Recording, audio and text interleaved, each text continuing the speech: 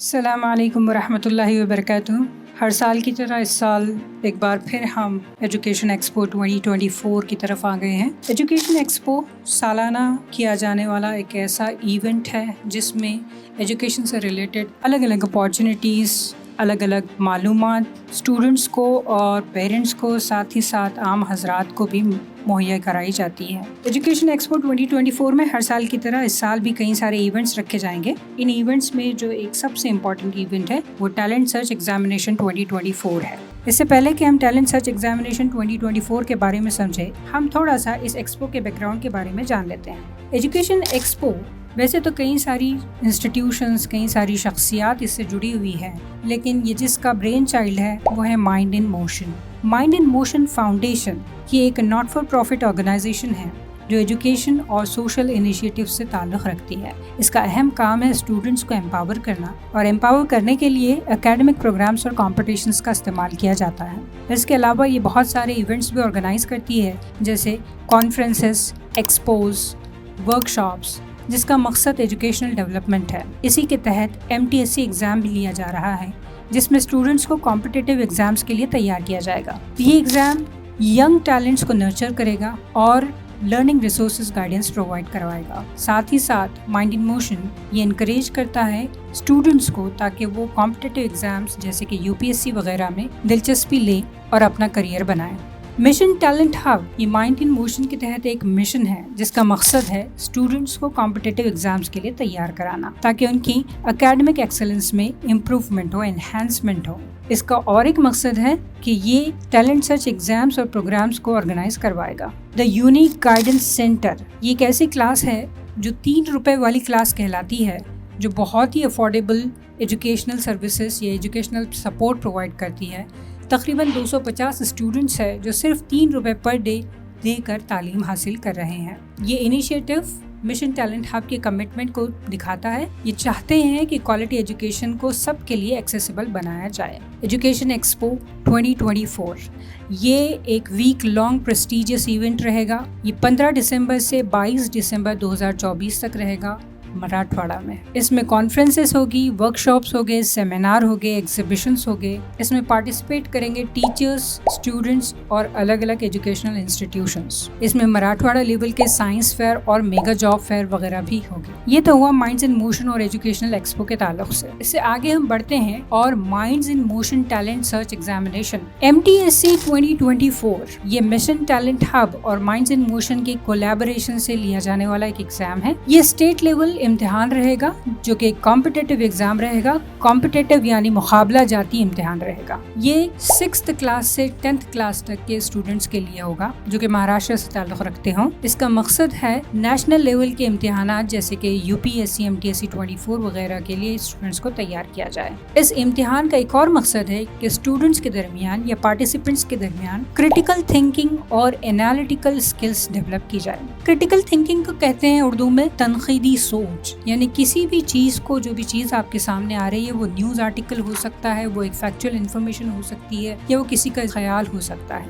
اسے تنقیدی نظریے سے دیکھنا، یعنی اس میں صحیح کیا ہے، غلط کیا ہے، اچھا کیا ہے، برا کیا ہے، اس چیز کو سمجھنا۔ انالیٹیکل اسکلس یعنی جو بھی فیکٹ یا انفارمیشن آپ کو دی جا رہی ہے اس کا انالیسس کرنا۔ کچھ مشاہدات ہوتے ہیں، کچھ تجربات ہوتے ہیں، ان کا انالیسس کر کے ہم کچھ نہ کچھ ایک کنکلوژن یا ایک اختتام نکالتے ہیں اور اپنی زندگی میں اس کنکلوژن کو یا اس اختتام کو استعمال کرتے ہیں۔ یہ انالیٹیکل اسکلس ہوتی ہے۔ تو ہمارے اس امتحان کا مقصد ہے اسٹوڈنٹس میں کریٹیکل تھنکنگ اور انالیٹیکل اسکلس کو ڈیولپ کیا جائے۔ اس امتحان کا اسٹرکچر میں 3 اسٹیجز رہیں گے۔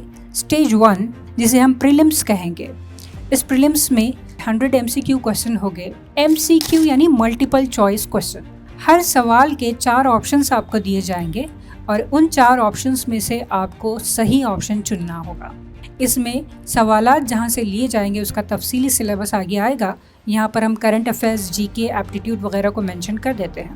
سیکنڈ اسٹیج ایگزام ہوگا جسے ہم مینس کہیں گے، اور اس امتحان میں بھی 100 MCQ سوالات ہوگے۔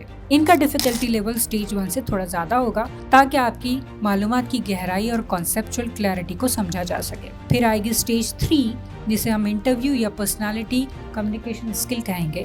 اس اسٹیج 3 میں چنندہ اسٹوڈنٹس جنہوں نے اسٹیج 1 اور اسٹیج 2 کلیئر کیا ہے ان کا انٹرویو لیا جائے گا۔ इस इंटरव्यू में उनकी पर्सनालिटी और कम्युनिकेशन स्किल को चेक किया जाएगा।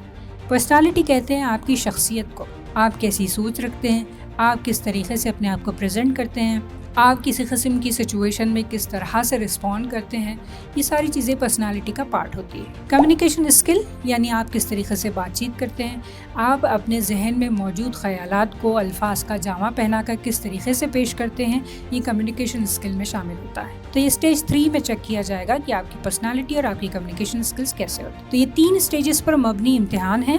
इस इम्तिहान में मौजूद सवालात सिलेबस के हिसाब से लिए जाएंगे। सिलेबस में से 60% सवालात यानी 100 में से 60 सवालात आपके स्कूल टेक्स्ट बुक से आएंगे। 20% क्वेश्चन भी from GK and aptitude. Then again बाकी मानदा 20% सवालात करंट अफेयर्स से रहेंगे। इस वीडियो के ज़रिए हम जिस सीरीज़ का इनेकाद कर रहे हैं वो करंट अफेयर्स सीरीज़ है। हम जानेंगे कि किस तरीके से आप करंट अफेयर्स का मुताला करेंगे और इम्तिहान की तैयारी करेंगे। करंट अफेयर्स कहते हैं, अगर हम इसे अच्छी सी उर्दू में कहें तो ये ताज़ा ख़बरों को कहा जा सकता है या मौजूदा हालात को कहा जा सकता है। अखबारात में जो कुछ भी चल रहा है, न्यूज़ चैनल में जो कुछ भी चल रहा है, उसमें से हमारे काम की कुछ चीज़ें होती हैं और कुछ बहुत ही बेकार होती है। तो किस न्यूज़ को पढ़ना है, कौन सी न्यूज़ आपकी मालूमात में इजाफा कर सकती है, कौन सी न्यूज़ आपको आगे मुस्तकबिल में काम आ सकती है, ये चीज़ें हम इसमें ज़रूर समझेंगे। इस इम्तिहान को देने से क्या होगा? यकीनन आपको रिवॉर्ड्स दिए जाएंगे और रिवॉर्ड्स भी काफ़ी अच्छे हैं। प्राइजेस देखें, एप्पल आईपैड है, कैश रिवॉर्ड्स है, सर्टिफिकेट्स हैं और ये उर्दू इंग्लिश दोनों ही मीडियम के स्टूडेंट्स के लिए ओपन है, चाहे आपका ताल्लुक स्टेट बोर्ड से हो या CBSE से हो। उमूमन CBSE के लिए बेस रिसोर्स NCERT बुक्स का हम इस्तेमाल करेंगे। तफसीलात इंशाल्लाह आगे आएगी।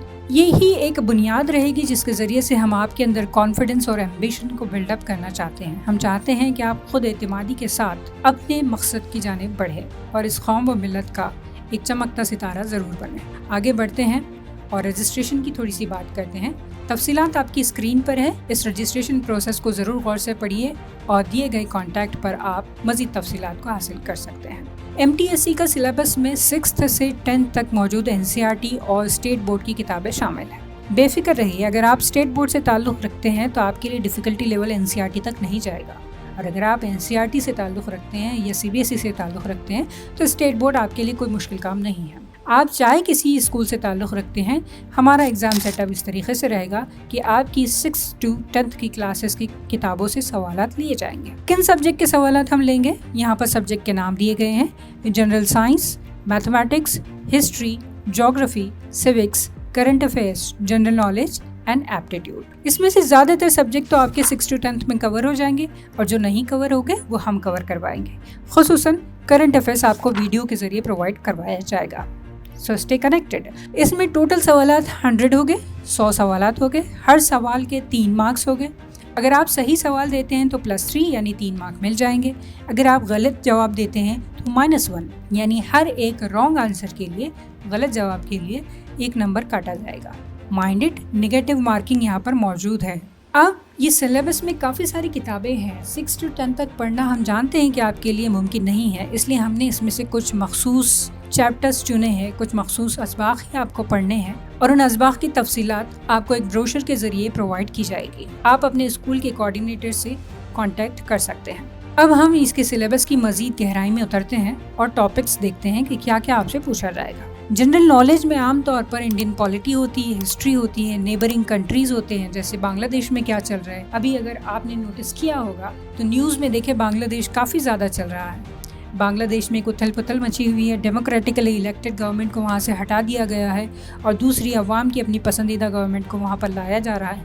तो ये सारा प्रोसेस क्या है, क्यों हो रहा है, सही है या गलत है, ये चीज़ें क्रिटिकल थिंकिंग और एनालिटिकल थिंकिंग में आती है। तो ये न्यूज़ का भी पार्ट है। इसे हम पॉलिटी में ले सकते हैं। इसका ताल्लुक हिस्ट्री से भी है। 1971 में बांग्लादेश आज़ाद हुआ था और वहीं से कहीं ना कहीं इसके डॉट्स कनेक्ट होते हैं। नेबरिंग कंट्रीज़ में बांग्लादेश मौजूद ही है।